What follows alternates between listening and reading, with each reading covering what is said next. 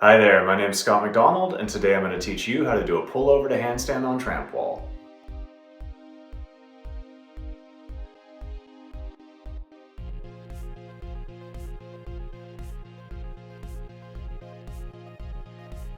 Before learning pullover to handstand, you should already be comfortable doing pullover and a handstand.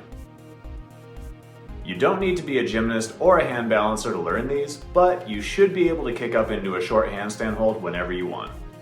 I would also recommend getting comfortable dropping in from a handstand before you start working on these. This will make life much safer and easier, considering any short catches will force you to drop back in from your hands. That's not necessarily a bad thing though, as handstand drop-in is actually a great setup for pullover to handstand. As with all things Trampwall, I recommend wearing wrestling shoes and either a shirt that covers your whole back or a back warmer. Since this is a pullover variation, your lower back is going to get a little bit abraded during training, so covering it with fabric will help alleviate any skin burns. Let's start by getting a good understanding of how pullover to handstand actually works. Technically speaking, it's just a quarter flip from your back to your hands, which sounds very simple in theory, but in reality it can make things a little tricky to control.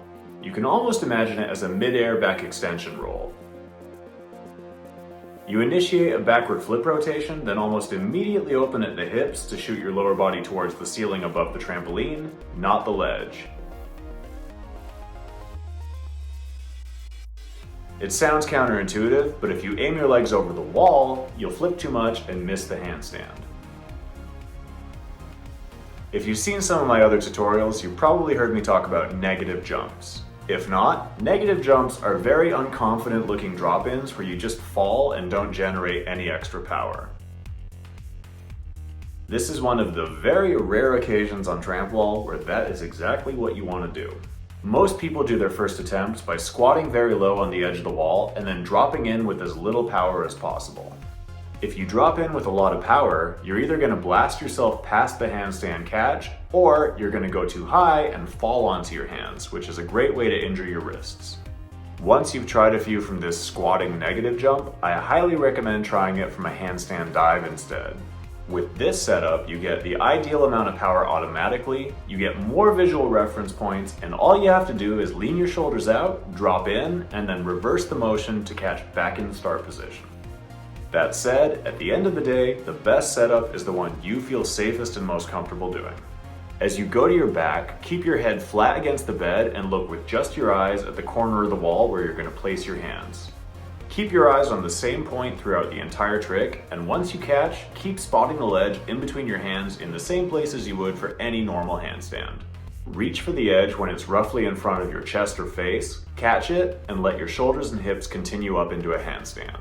You want your legs to feel like they're lagging slightly behind in the flip, but once you catch, you can bring them all the way overhead. If you don't leave your legs behind, they'll be vertical when you catch, and you'll be forced to step down out of the handstand. The choice of grip is subjective. I personally prefer to grab with my second knuckles over the corner and my fingers pulling against the face while my thumbs go on top, but a lot of former gymnasts prefer to turn their hands and fingers outward and grab the corner with their thumbs. It's also possible to just catch on top without anything touching the corner, but at the end of the day, once again, do what feels safest and most reliable to you. Once you're in the handstand, you can either hold it, step down on top, or drop back in.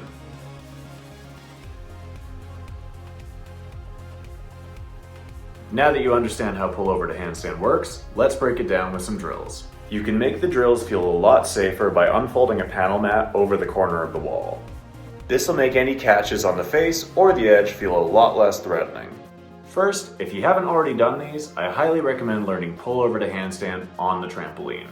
These are a great way to learn how to aim your kick. Just like the Trampwall version, if you kick your legs too vertically, not vertically enough, or go too high, you'll find it very difficult to catch in a holdable handstand. Kick towards the ceiling, and once again leave your legs lingering behind you, catch, and stabilize yourself. Remember that the trampoline is gonna sink and rebound, so anticipate the landing, stay tight, don't hyperextend or overly bend your elbows, as either of these can cause you to buckle and get injured. Our next drill will help you learn how much power to use and how to catch. Squat as low as you can on the edge of the wall, do a negative jump to drop in with minimal power, then do a regular pullover but actively catch with your hands on the edge of the wall. Once you've done a few, focus on catching with your hands before your feet touch down.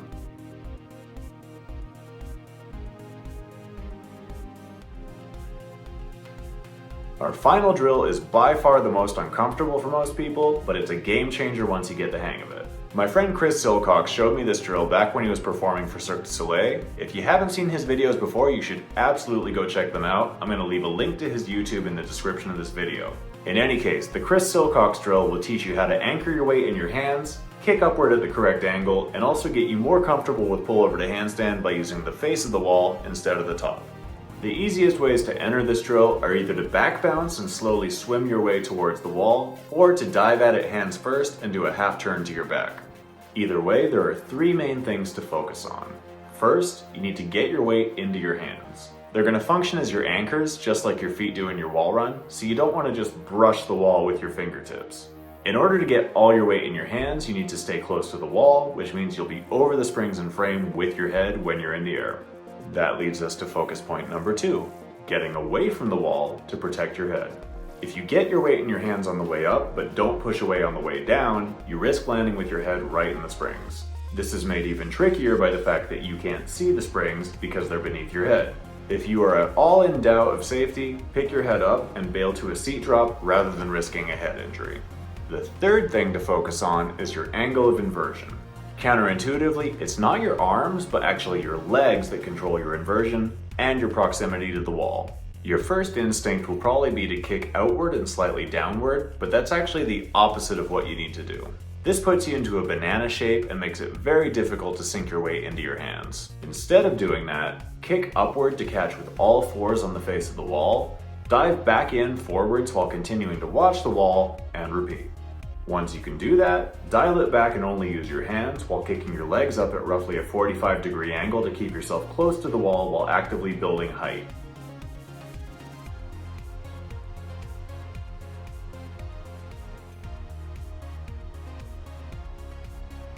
Let's take a look at the most common mistakes people make when learning pullover to handstand and how to either fix them or avoid them outright. Virtually everyone overshoots the handstand when they're learning, and that's perfectly fine. It's much safer to overdo it than to underdo it. If you're consistently blasting through the handstand and you can't hold it, you're either using too much power when you drop in, going too far when you drop in, kicking too far over the top of the ledge, or staying in an L shape when you try to catch. As I said earlier, if you use too much power, you can also fall onto your hands, which can be very brutal on your wrists. Even though dropping in with very minimal power feels kind of wrong and scary at first, it's the best way to catch in a handstand. If it doesn't feel like enough power, it's probably the correct amount.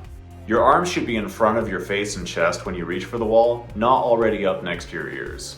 If your arms are completely overhead in midair, it's going to look and feel very awkward. If you kick too far outwards like a banana, you're going to find it very difficult to get on top of the wall, and you could fall back down onto the springs.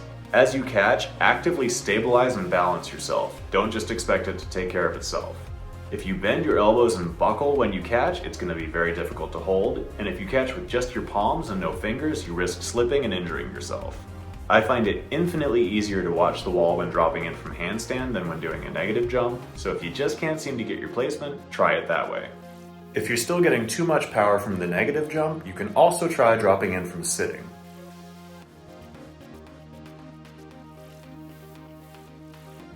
Once you can pull over to handstand, here are a few ways to keep progressing. First of all, you can try different ways of dropping in. If you haven't already tried them, handstand dive and handstand cut through are excellent setups for pullover to handstand. You can also try doing them on higher walls, adding a twist, catching in different handstand shapes, or seeing how many you can do in a row. You can also try vampires if you don't know how to do them yet, because pullover to handstand will help immensely. In any case, I hope this video gave you everything you need to learn pullover to handstand, but if you have any questions, just let me know in the comments below. As always, please like, share, and subscribe. Check out my Instagram at Scott A. McDonald. If you're interested in coaching, I'm always available online or in person. And until next time, happy training. Bye.